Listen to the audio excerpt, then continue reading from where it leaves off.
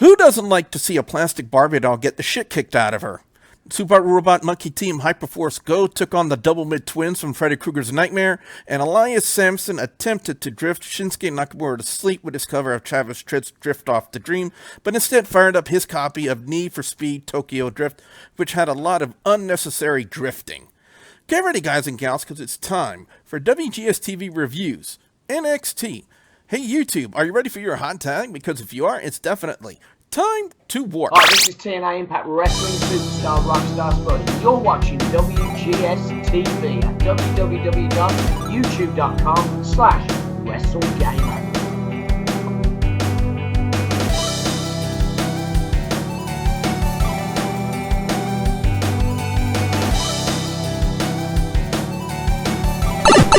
Greetings, YouTube. You have warped your way into another episode of WGS-TV right here on youtube.com/WrestleGamer. I am the friendly neighborhood WrestleGamer, and what we're going to be doing on this video, guys and gals, we're going to be taking a look at NXT for the week of April 27th, 2016. Let me go ahead and introduce the panel for this week's NXT review, because this review, guys and gals, will possibly get a little bit hardcore because he is back here on WGS-TV, guys and gals. You know who I'm talking about, the host of Hardcore Wrestling Radio, Rick Head, is back. Rick, how you doing? Well, you know, I'm doing all right. Just getting ready to pack my pipe and getting ready for this review of NXT. And ladies and gentlemen, you know him as the Bay Area MVP, known as Will. Will, how you doing? Boombaye. Oh, no, wait. That's Kinshasa. Sorry, folks. Let's get ready for the review. Yep, and with that being said, guys and gals, let's go ahead and get this review started.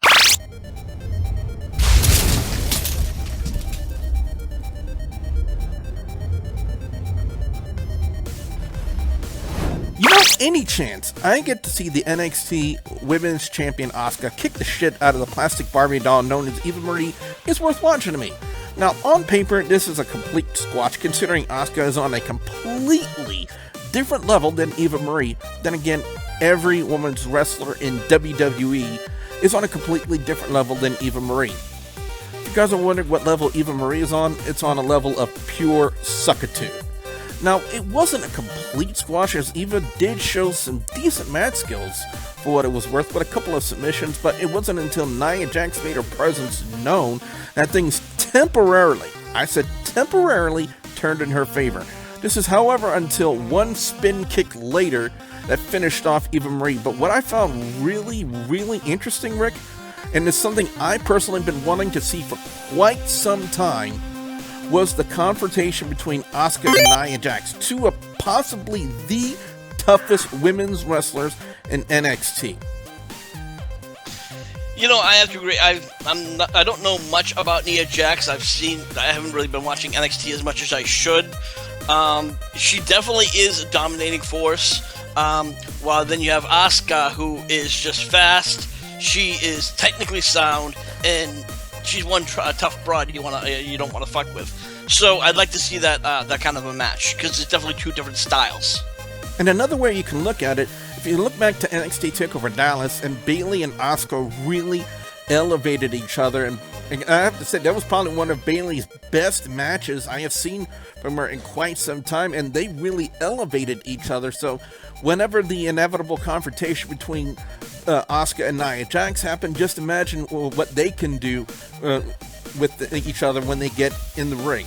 Now, following that, the Revival squashed the jobber tag team of Matt Lee and Jeff Parker. Then after the match, they got on the microphone and then proclaimed to American Alpha and pretty much every tag team in the NXT roster that they were putting them on notice that they were preaching what they called the Revival, and that they needed the NXT Tag Team Championship. So that was really pretty much all we can say about that. Now, Will, a major question about last night: where was Alexa Bliss? That is a very, very good question. She was pretty much absent from NXT. Nobody knows why. I certainly don't know. But she probably either got her ass whipped or... Wait, did she get beat up by Asuka? I don't know. But she was very absent in the next match, I think happened, right, Billy? Yes, it was, and that was the major question of that match, as the Hype Bros took on Blake Murphy with Alexa nowhere to be seen, and quite frankly, she's the only reason I actually tolerated those two goofs. But speaking of goofs, I present the Hype Bros. What does it honestly say about the former NXT Tag Team Champions, Rick, that the Hype Bros actually went over on them in this match thanks to the Bros hitting the Hype Rider on Murphy? You know, I saw that match, and I figured, Blake and Murphy were, going to win because obviously, even without Alexa Bliss, I personally think they have the good, talented workers.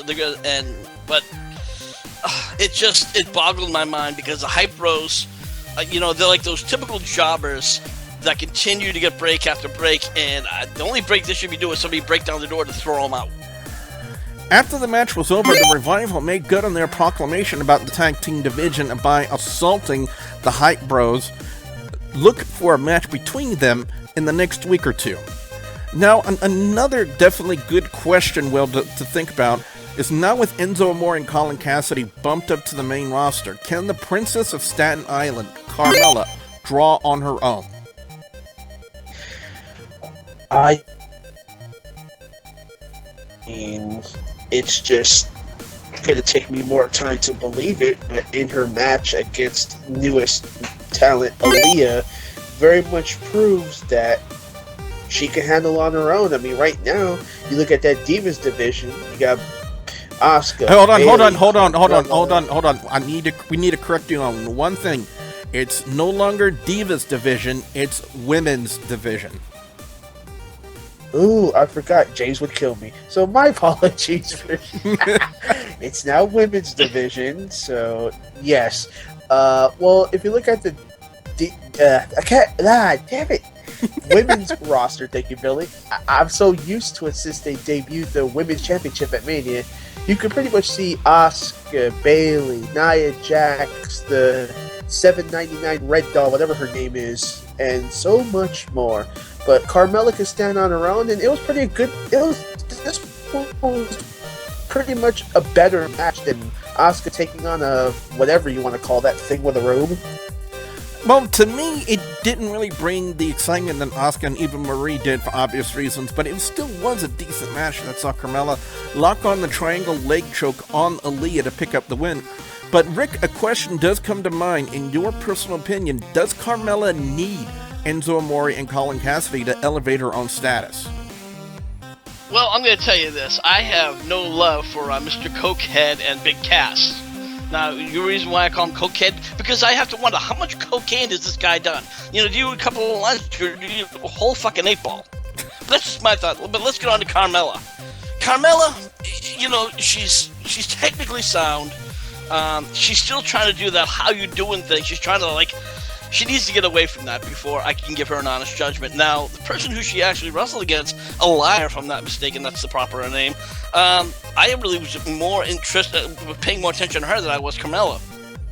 Yeah, she's a fresh face, she's a new talent. You want to see what she can actually bring and what she can actually do, and hopefully we get to see more of her in the upcoming weeks on NXT.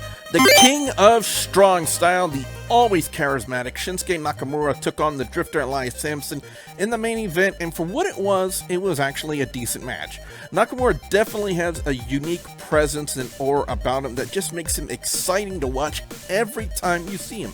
Now, Samson wasn't too bad in this match, but it was Nakamura with the Kinshasa, the running knee strike on Samson, that sealed the deal in this week's main event. But like I said, well, every time you see Nakamura, it's always exciting. It's always an exciting thing to see. Oh yes, definitely agree with you on this one. And to think of all his accolades in New Japan and now what he could bring to the NXT roster, he's never a disappointment. Never. And I'll give credit to Elias Sampson for what he's done, but at the end of the day, when you see Kinshasa, you're pretty much done. And I'm going to say this here on WGS-TV. You will not see Shinsuke Nakamura go to the main roster until next year. I think he has a long way to go, so don't give your hopes up, fans, just yet. Now, Rick, Shinsuke Nakamura established quite a reputation and a career for himself in New Japan Pro Wrestling, being one of the longest reigning IWGP Intercontinental Champions, basically having the ability to elevate what was considered one of their secondary titles in the New Japan promotion to being a title that was more prestigious than the IWGP World Heavyweight Championship in itself. Can Shinsuke Nakamura, in your personal opinion, have that type of career in WWE? Can he elevate anything, whether it be a championship or a feud or anything like that, to just a truly remarkable level like he had the ability to do in New Japan Pro Wrestling? Well, let me start off by this. Neither Asuka, well, both Asuka and Nakamura, very well talented, probably one of the most talented wrestlers today down at NXT. But here's the issue. If they go up to the main roster, there's going to be a major problem. They're going to have a mouthpiece. And the reason for that is unfortunately, right now, if you look, neither one are really doing a lot of shoot promos for the obvious reason. Now, obviously, it's nobody's fault, but if they move up to the main roster where more promos are done each and every day, I have a feeling that it's not going to work out. Well, yeah, you do bring up an interesting point there, but hopefully they can actually find the right mouthpiece for them to work. But anyway, overall score on NXT this week, we'll get a 3.75 out of 5 with Asuka kicking the ever-loving crap out of Eva Marie, getting best match of the night, with Corey Graves just drooling all over Eva Marie, getting worst segment of the night. Rick, over to you, your overall score and your picks for best and worst match or segment of NXT this week. Well, obviously the best match is the main event. I'm also a big fan of Samson. I think he has a future if pushed the right way. I really can't say there was any really worst match of the night. If you ask me, I found everything to be rather predictable. I knew who was going to win, and despite the fact that they tried to make this match look even, unfortunately it was kind of obvious, so I gotta get a 3 out of 5. And, well, finally, over to you, your overall score and your picks for best and worst match or segment of NXT this week. I'm only going to give it a solid 3 because Asuka, like you said, best match. Worst segment, I'm sorry, Corey Graves needs help. I mean, he kept picking on poor Tom Phillips the whole way during the first match. Did he forget to take his happy pills this morning? I think he forgot to take his commentator pills as well. Oh yeah, speaking of commentator, before I pass back to you, Bill, I'd just like to let you know, for WWE fans who don't know, Rich Brandon was released yesterday from his contract. So, Rich Brandon, best luck on your future endeavors. That's all I can say.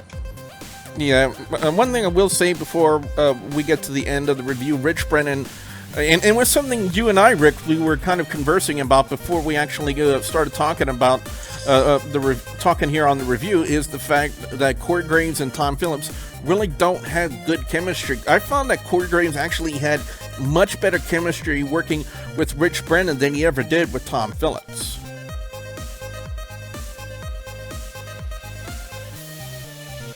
But and as Rick says, forget it. I hit mute button. I told you before that Corey Graves, while he's a good color commentator, I don't think he could be a lead commentator.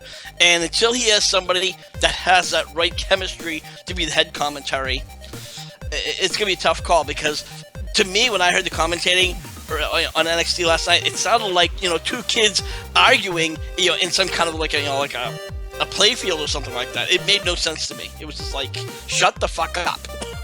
Yeah, but when he was working with Rich Brennan before he worked with Tom Phillips, that's when Corey Graves sounded good. He sounded strong and actually had great chemistry with Rich Brennan. So for WWE to release Rich Brennan and put Tom Phillips in his place, to me, is a step down when it comes to commentary. And trust me, guys, I know commentary. I've been a commentator here in Louisiana for 8 years, so I definitely know what I'm talking about when it comes to that. But anyway, guys and gals, that's been our opinion about NXT this week. What we want to know from you guys out there, yes, you guys watching this right now, your thoughts on NXT this week. What are your overall scores? What are your picks for best and worst match or segment of NXT?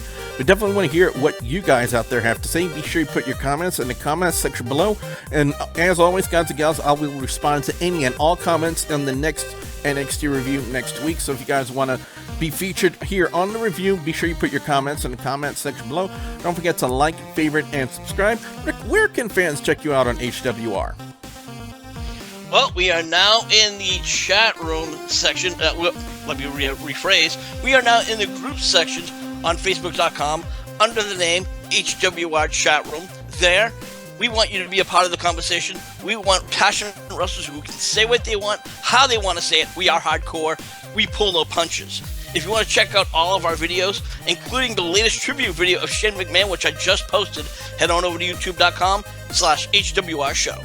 WGS-TV is on social media, Facebook, Twitter, Instagram. You guys can ask me questions.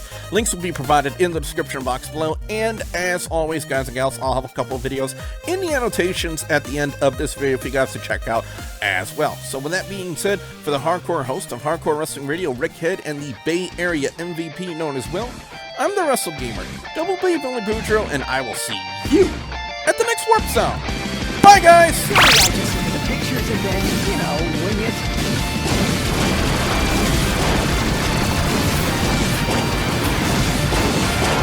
Friend and teammate struggled with her growth and giggled as her own bust began to push outwards into her clothing. Oh, brother!